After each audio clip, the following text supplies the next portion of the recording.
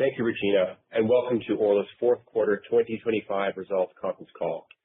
We will be making forward-looking statements during today's call, and I would direct you to the next few slides of the presentation, which contain important cautionary notes regarding these forward-looking statements. All dollar amounts discussed today will refer to US dollars unless otherwise indicated. The Orla executive team is on the call this morning, and I'll now pass it to Jason Simpson, President and CEO. Thanks, Andrew. Good morning, everyone.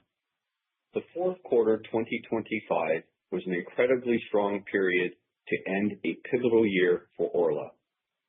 We more than doubled our annual gold production through the addition of our Musselwhite mine. Alongside record gold prices, we generated significant cash flow, which positioned us to delever the balance sheet, initiate a dividend, and continue investing in the growth of our business in Canada, the United States, and Mexico. Our acquisition of Musselwhite meant the addition of a high-quality team and an exceptional geologic asset that is already exceeding our expectations. Only a year into ownership, we validated the geological upside by discovering mineralization 2 kilometers beyond the current operations. This geologic upside is being matched by operational excellence. We closed the year with 6 consecutive months of nearly uninterrupted ore supply, averaging nearly 4,000 tons per day, which represents the highest throughput since at least 2012. I want to thank publicly all our Musselwhite employees who contributed to that achievement. At Camino Rojo in Mexico, our resilience was tested in 2025 with a pit wall event, but the team rebounded safely and our operating adaptability was highlighted with a solid second half of the year, and I would like to thank our Camino Rojo team for delivering that safely. The benefits of our diversified business were on display, with the strength of Musselwhite buoying a challenge at Camino Rojo. Ultimately, we were able to not only meet revised production guidance, but actually exceed the initial guidance range. Beyond our operations, we are making large strides in advancing our next 2 growth opportunities. We are marching towards a field mobilization in Nevada, and our South Railroad team is growing fast. In Mexico, we released a PEA for the underground project at Camino Rojo, a key step to unlocking the site's long-term potential. And earlier this week, we announced an important milestone on that path. From acquisition to exploration success and the return of capital, Orla is stronger and more diversified than ever before. Andrew Cormier, our Chief Operating Officer, will now discuss our operating performance. Thank you, Jason.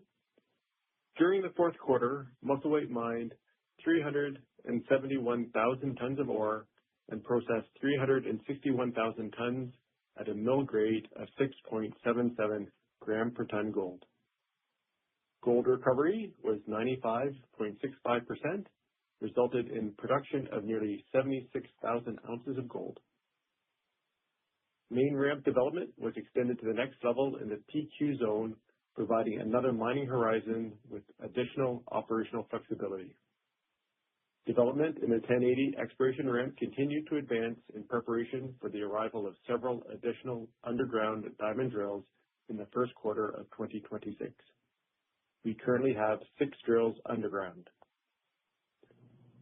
Lateral development in the quarter totaled 3,338 meters. This work provides access to mining horizons for existing reserves and creates additional drill platforms to support the underground exploration program, growing reserves, resources, and mineral inventories. As access to high-grade material improved in the second half of the year, the mill processed ore from the PQ Deeps and Red Wings areas, driving fourth quarter process grades up to approximately 6.8 gram per ton. The Camino Rojo oxide mine produced 19,587 ounces of gold in the fourth quarter. During the quarter, Camino Rojo mined nearly 1.8 million tons of ore and nearly 2.7 million tons of waste for an implied strip ratio of 1.52. This higher strip ratio was a result of the pit wall event that occurred in July of 2025. As stabilization activities continued through the second half of 2026, a new ramp was established that required the removal of overburden and waste material, which resulted in a higher than normal strip ratio. During the quarter, a total of 1.9 million tons of ore grading an average of 0.47 gram per ton were placed on the heap leach pad. This included material from the upper benches as a result of ramping back up to full capacity following the pit wall event in late July. In a short period at Musselwhite, we have already begun redefining the mine's potential with a stated growth for longer mantra.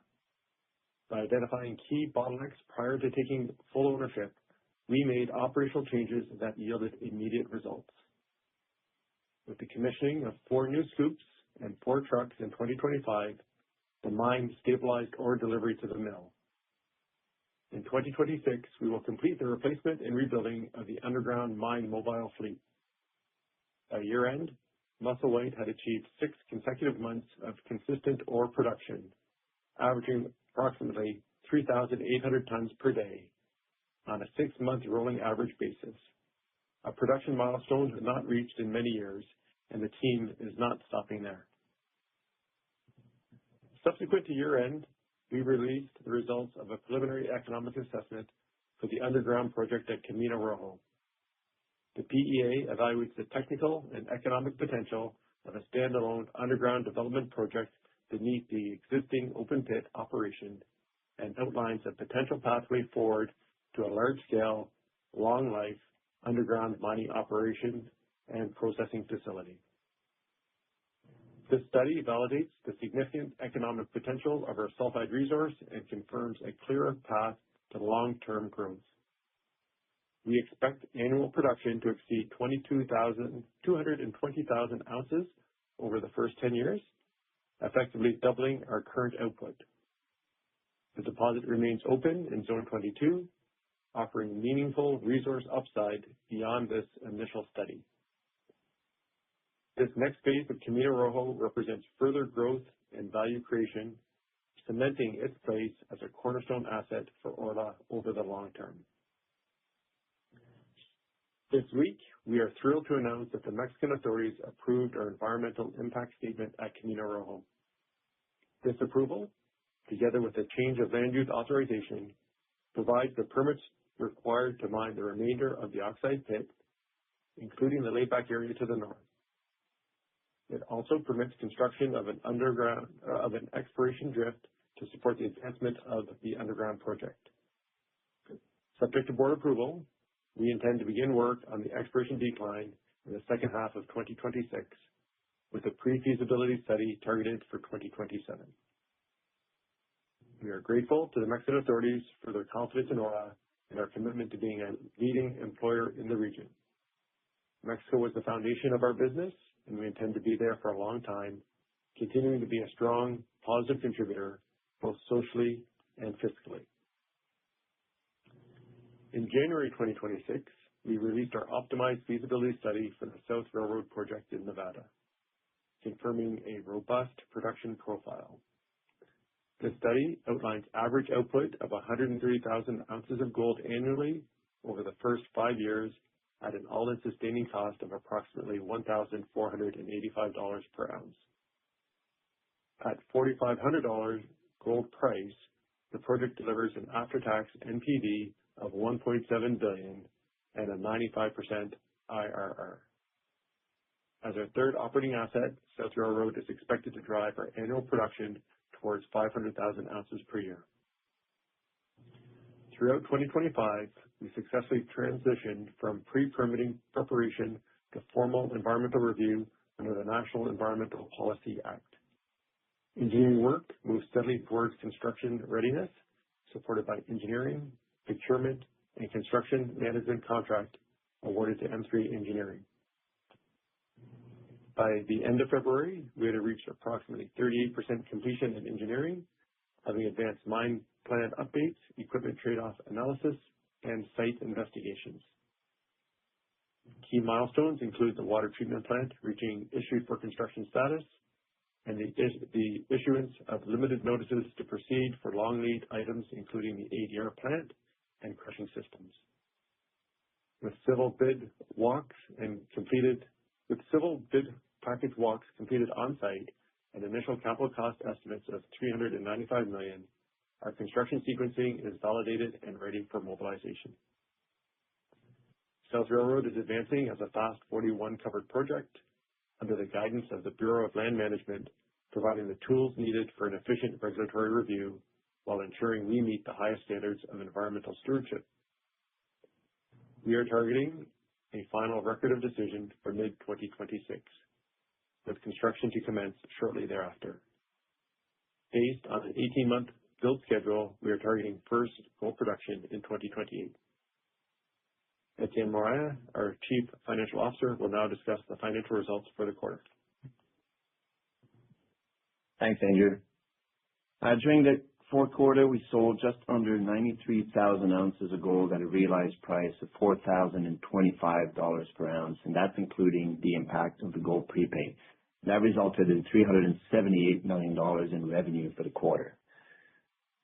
We delivered just over 12,000 ounces towards our gold prepay in Q4 at an average price of $2,940 per ounce, which is captured in the total average realized price I just mentioned.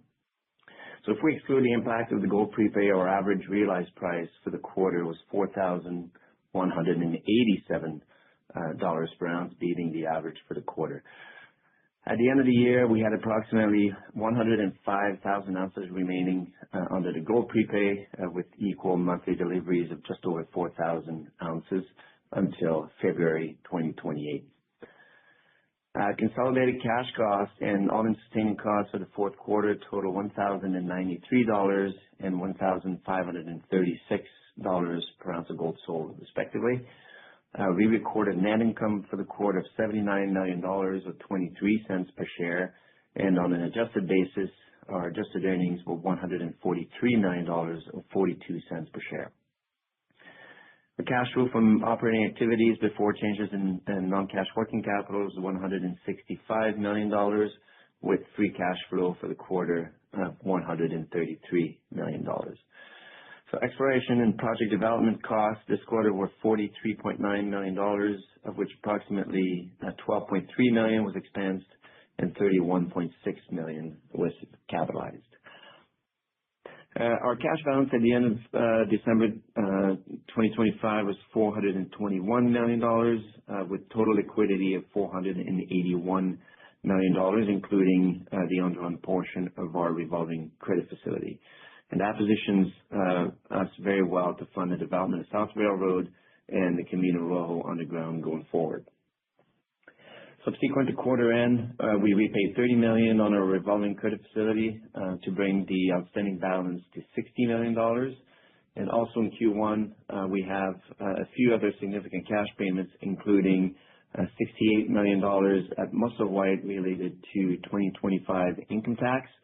And next week we have to make a $24 million payment at Camino Rojo for special mining duty, which is payable once a year at the end of March. You might also recall that as part of the Musselwhite acquisition, we had two $20 million payments that were contingent on the price of gold during the first 2 years post-closing.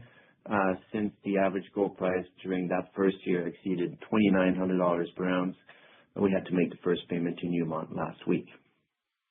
In December 2025, we announced the first quarterly dividend, with the initial payment made in February.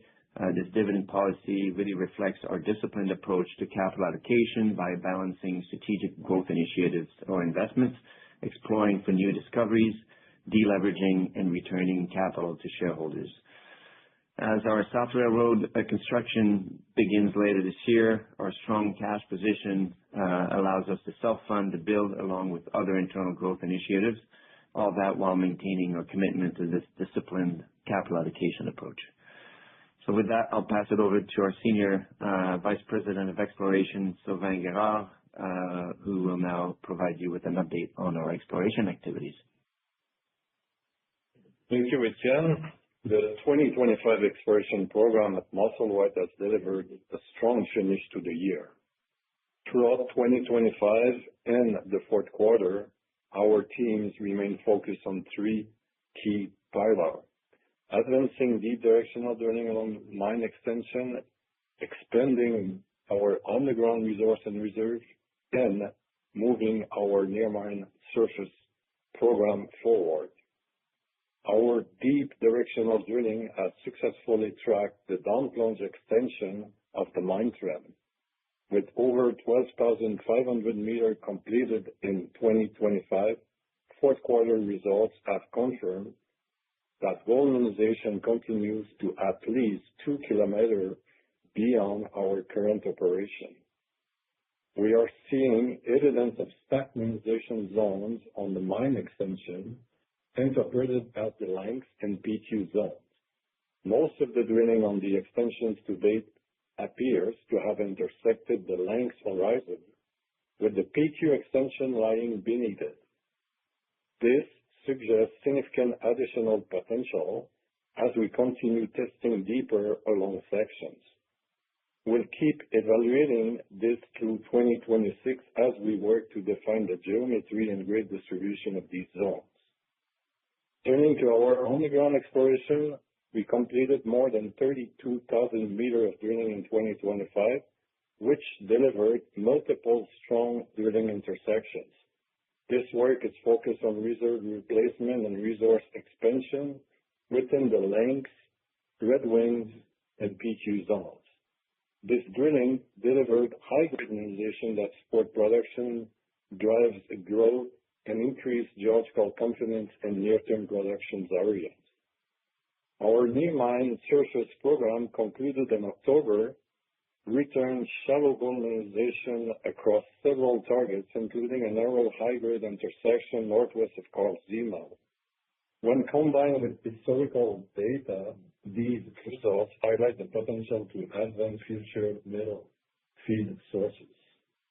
Follow-up drilling began in the Kent Bay area in Q1, and additional drilling is planned along a 4-kilometer trend southeast of Musselwhite mine in 2026. Our strategy is clear: grow our resource base to significantly increase annual gold production and extend the mine life of our operations. Turning to our Camino Rojo project, 2025 was a pivotal year for advancing the zone's 22 underground resource. By year-end, we successfully completed close to 22,000-meter drilling. The results from this program, together with the intensive drilling completed by Orla since 2020, were instrumental in supporting the updated underground resource estimate in our February PEA. This PEA serves as a major milestone, confirming the robust potential of the Camino Rojo underground project. Looking ahead to 2026, we have started a 4,300-meter program designed to generate the metallurgical, geotechnical, and hydrological data required for our upcoming pre-feasibility study in 2027. In Nevada, our South Carlin complex is one of the largest continuous land positions on the Carlin Trend, a district-scale opportunity with significant growth potential beyond our currently defined reserves. In November, we concluded our 2025 drilling program, totaling over 18,000 meters. We reinforced geological models, confirmed significant upside mineralization outside the Dark Star and Pinyon projected pit boundaries, and identified new oxide gold mineralization at the Spike and Fire Drop targets, demonstrating that significant upside growth exists beyond our existing pit shell. Our 2026 program is scheduled to start in the second quarter, targeting pit extension at Premium, Dark Star, and Jasper Wash, while continuing to advance oxide targets proximal to the development project. I will now hand over to Silvana Costa, our Chief Sustainability Officer, to continue the presentation. Thank you, Sylvain. Our commitment to developing our people and to environmental, social, and governance performance are cornerstones of our strategy, and I'm proud to share key milestones from the fourth quarter across our sites. Since acquiring Musselwhite, our focus has been the transparent ownership transition through active community presence and the development of our talent pipeline. A key milestone in Q4 was the announcement of a $6.6 million partnership with Newmont and First Nations LP, a partnership of 24 First Nations in Northern Ontario. This 10-year investment funds STEM and trades training, as well as land-based learning that supports long-term local workforce development. At Camino Rojo, we deepened community ties by renewing key exploration and social responsibility agreements with local ejido communities.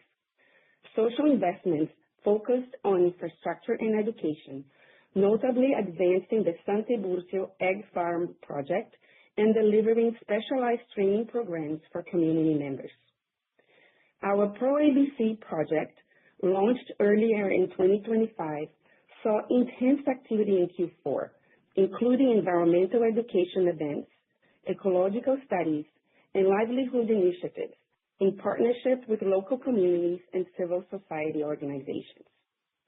In Nevada, we continue to invest in the region's future and maintain proactive, transparent dialogue with local community members, governments, and civil society about the South Railroad project. During the quarter, we established a partnership with the Great Basin College, aiming at supporting continuing education and strengthening the skilled workforce in the region.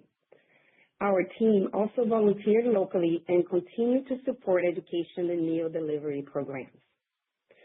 Throughout 2025, we also strengthened our ESG governance and disclosures.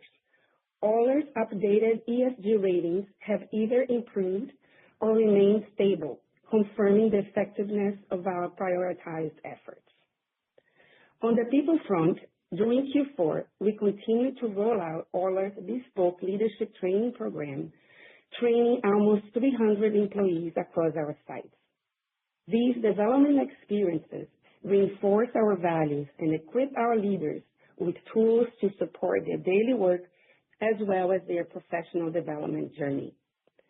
These achievements demonstrate our commitment to responsible gold production and to work in partnership with our host communities and Indigenous partners to build a sustainable and inclusive future with our stakeholders.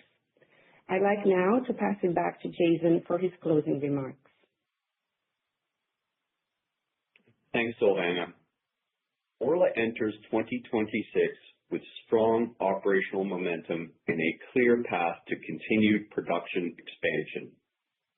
We are guiding toward another record-breaking year, forecasting 340,000 to 360,000 ounces at an all-in sustaining cost of $1,550 to $1,750 per ounce. Looking at 2026, we have several upcoming catalysts. Notably, we are getting ready to go into the field with construction at South Railroad, with planning and procurement and final permits anticipated for mid-2026. Continued exploration of the underground and deep directional drill programs at Musselwhite will continue to extend mineralization and mine life. And finally, continuing our exploration and resource development at Camino Rojo, working towards a pre-feasibility study and permit submission in 2027. 2025 marked by operational resilience and significant advancements in growing our business. Thank you to our teams in the countries where we operate, whose commitment and delivery are driving this business forward. At this point, I'll open the call to questions and hand it back to the operator. We will now begin the question and answer session. To ask a question, press star, then the number 1 on your telephone keypad. Our first question will come from the line of Francesco Cosenzo with Scotiabank. Please go ahead. Morning, everyone. Thanks a lot for taking my questions. Congrats on the beat this quarter, and very happy to see the MIA approval come through on Camino Rojo. My first question here, can you just describe for us how the mine plan at Camino Rojo might change going into this year and next, or even longer term, in response to the latest permit? Yeah, thanks for the question. I'll be clear, the mine plan for 2026 will not change as a result of that permit. The permit presumed that it would be received, the guidance presumed that the permit would be received in this quarter, which has occurred. And so our mine plan in 2026 at Camino Rojo really is focused on the work that we began in 2025, including return to the top of the deposit, stripping back to the Fresnillo boundary. But additionally, we're also working in the bottom of the pit to get prepared for the portal establishment. And both of those things are considered within our guidance. The capital for the exploration drift will guide to once approved by the board later in the second quarter. Going forward, Francesco, in the life of mine plan for the oxides, as we outlined in the technical study that was put out this week, we intend to continue to mine the oxides until the end of the decade, setting up during that time to move underground for the continuation of Camino Rojo into the next phase. And that's our plan until the end of the decade for Camino Rojo. Yeah, thanks a lot for the clear response, Jason. And that covered off my follow-up question, which was on the underground portal and decline development. So maybe I'll just switch gears then to South Railroad. So with the permitting process at South Railroad on track for Q3 this year, can you give us a bit more color on some of the key development milestones you're aiming to achieve this year? And that's for you, Jason, or for Andrew, whoever wants to take it. Yeah, I'll start there, and then Andrew can build on the answer. We've got a number of things happening currently that we'll update the market on throughout the year. As Andrew referenced in his remarks, the work on engineering procurement is well underway. And so Andrew will give you some examples of things that we have acquired and contracts that we have signed in preparation for our field mobilization. So the first half of this year, our updates to the market will be on all of those activities. Clearly, in Q3, with the receipt of the record of decision, we'll then begin for the second half of the year being able to update the market on field mobilization and the first months of our construction on site. Andrew, are any particular pieces of equipment or contracts at this stage like to give us examples? Thank you, Jason. Yes, we're applying the same approach to South Railroad as we did with Camino Rojo, which is going into construction with a high level of detailed engineering. Things that we are doing this year, concurrent with the detailed engineering, is placing purchase orders for equipment to obtain certified drawings from vendors to allow engineering to proceed, and awarding long lead equipment purchase orders, as well as tendering and awarding contracts for the early civil works.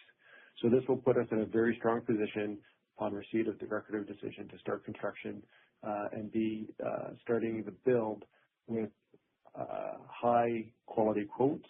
And that was one of the key factors for our success at Camino Rojo. So we're following the same model here. Excellent. Yeah, that's all for me. Thanks a lot for taking my questions. Again, for any questions, press star 1 on your telephone keypad. And our next question will come from the line of Vitaly Kononov with Freedom Broker. Please go ahead. Hi, and thank you for taking my question. So first of all, you set out a significant increase in capital expenditure budget in 2026, of which over $200 million is attributed to South Railroad. So is that contingent on the purchasing and final investment decision, or should we expect these amounts to be smoothed over the course of 2026? I think I caught the question as the $200 million that we have guided towards in South Railroad is contingent on the receipt of the record of decision, and part of those costs include field mobilization and the early earthworks that's been awarded that Andrew referenced. Any advancement of the record of decision could result in us spending more in 2026 on the South Railroad project, and clearly a delay would reduce that spending. As we move towards that date and any advancement or otherwise in the record of decision, we'll guide to on a quarterly basis to any adjustments to that particular area of capital within the business. I got it. Thank you. On the Musselwhite, you highlighted new discoveries 2 kilometers below the current mine site, along with a $50 million budget in drilling set out for the year. So the question is, there are actually two. What's your assessment of the cost of mining in those deeper areas, and have you done any step-out drilling horizontally? Yeah. On the first, as we go deeper in the mine, the cost certainly increases, and that's a result of having to handle the material through our various material handling systems to get it to surface and to the mill. The solution to that, as we've articulated, is an improvement to the material handling system, something that we are planning to study for the first 24 months of ownership, so that by 2027 we can come with a material handling improvement solution that could materially reduce the cost of the operation as we go deeper. But connected to that is your second question, which is the lateral extents. And you are absolutely right. We are also discovering a number of satellite lenses laterally in all parts of the mine, including the upper part of the mine. So why that is important is one of the learnings in the first year of ownership is there's a lot more gold laterally in the upper part of the mine. And so as we continue to drill that and define that, that will affect our material handling choices and any future capital investment at the site, because we've clearly demonstrated that we can push that site toward 300,000 ounces without improving the material handling system. And hence a question we'll need to answer is, what do we want to do in the upper part of the mine? What might we consider as a material handling improvement for the lower part of the mine? All of that will result in more ore to the mill, and the mill that we purchased that had only ever historically seen 1 million tons per year, but had capability of 1.5 million tons a year, as demonstrated last 6 months of 2025, we're actually able to fill. So we are already having discussions about changes we may make to the mill in years to come. All of that put together is very exciting. I look forward to continuing to define geologically and study engineering-wise opportunities to increase and make a Musselwhite not only a longer-term contributor to Orla, but also a larger gold ounce per year contributor to Orla. All of that should come together in 2027, and we look forward to giving the market an update on our long-term plans and size of that asset. This concludes our question and answer session, and I'll hand the call back over to Jason for any closing comments. Thank you, everyone, for tuning in. Since there are no further questions, I want to thank you for your time, your attention, and never hesitate to reach out to Orla should you have any follow-up questions. We pride ourselves on being a management team that's available. This concludes today's conference call. Thank you all for joining. You may now disconnect.